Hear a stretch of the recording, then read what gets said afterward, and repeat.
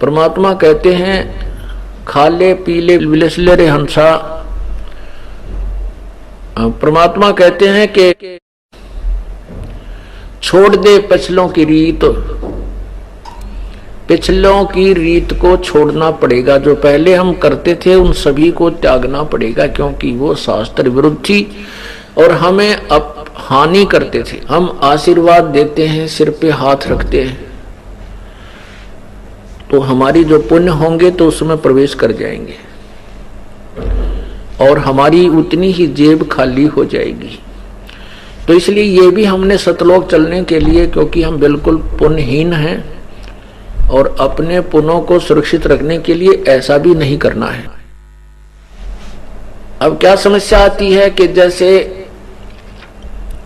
हमारी बेटियां हैं जो जिन्होंने उपदेश ले रखा है, वो कहीं ऐसे परिवार में उनका विवाह होता है कि वो उपदेशी नहीं है, तो वो कहते हैं कि हमने बुजुर्गों के पैर छूने पड़ते हैं, नहीं तो एक लोक वेद के आधार से हम निंदनीय हो जाते हैं, दुनिया बात बनाती है।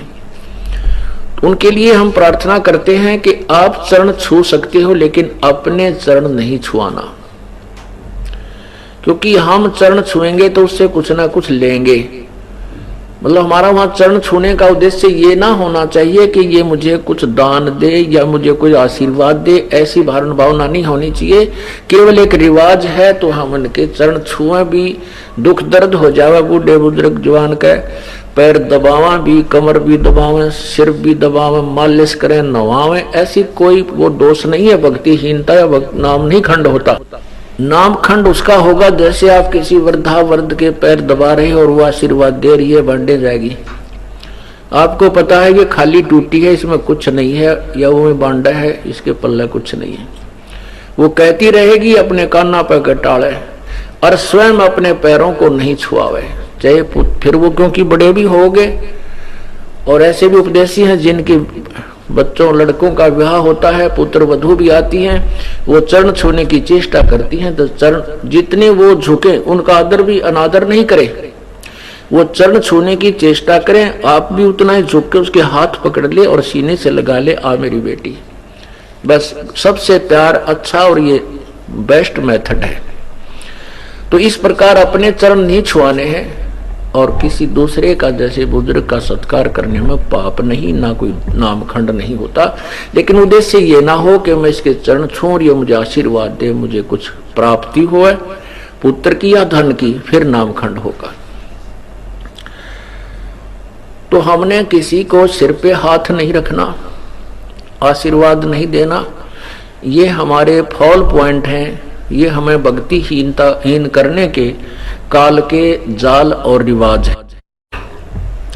इनको ऐसे तरीके से हमें एक बीच का रास्ता निकालना है कि सांप भी मर जाए, ये रिवाजें भी बंद हों और लाठी भी ना टूटे, हमारा नाम भी खंड ना हो।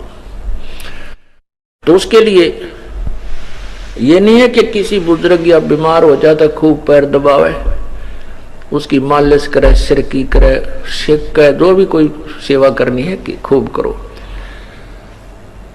एक औपचारिकता या किसी दूसरे कारण से नहीं करना चाहिए। तो ऐसे क्या होता था, जैसे पहले पगड़ी बांधते थे, जिसको पगड़ी बांध दी बड़े बेटे का, तो वो आशीर्वाद देता था पहले ही कि ये मेरे बाद ये उत्तराधिकारी होगा। फिर कुछ क्या होता है कि मृत्यु के उपरांत वो बुजुर्ग, उनका पिता या दादा पितृभूत बनकर फिर उसी में प्रवेश कर जाता है और अपनी शेष कमाई को फिर उसमें प्रवेश करके भी बांटता रहता है, और इस प्रकार वो फिर सीधा पशु योनि में पहुंच जाता है। ये काल का जाल है, परमेश्वर कबीर देव ने हमें बताया है। अब हमने पग पग पर बहुत ही फूंक फूंक कर कदम रखने हैं, यदि आपने इस काल के जाल से निकलना है।